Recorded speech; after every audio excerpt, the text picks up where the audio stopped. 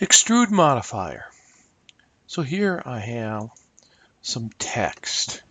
All right, I just went up into my create and shapes and a text. I put some text in here and I put a circle in here. So first let's grab the text and we're going to convert a 2D spline in a 3D object. So to do that, I'm going to go to my modifier list and I'm going to add in an object space modifier called Extrude. And here I have an amount, so I can put in a value such as 10, for example, and it gives me the height, okay, how much I'm extruding it. So negative, I could go -5 as well, and I could go downwards. So I'll go with a +5 for now. Number of segments is how much divisions it has in the shape. I could go up to 20, for example, make it nice and smooth. And so that smooths everything out if you need it. All right, so many times you don't need a whole lot.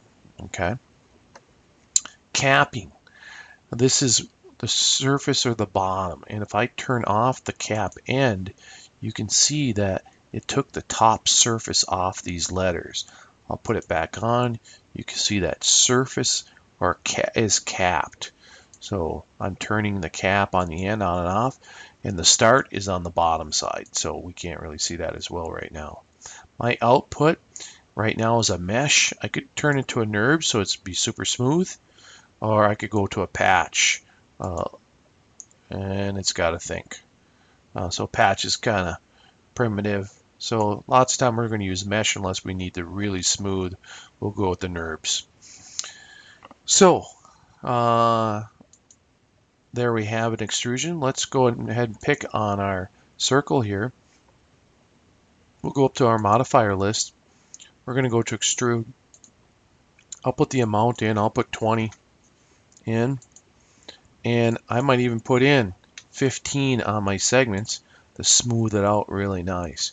I could take the cap end off, so the top of the end is off, or I could take the bottom off if I can look underneath. My output is a mesh, that's fine. So, I can even combine now. Right now I have a circle extrude. I could even go with a taper, for example, if I wanted to apply even more different types. I could stack my modifiers. So I'll put a taper in here, and it says the amount of taper, I'll say it's a -3. All right. And oops, so maybe I'll go with a 2 rather. I don't look so good. There, so we have a taper. Maybe I'll just go with 1 as a mount right now. There we go. And if I want the top to be smaller, I go -1. All right. And so if I want a -0.5, the top is half the size of the bottom. All right. So I not only have an extrude, but I have a taper. So I can come in and change my extruding. I can say I want to go 50.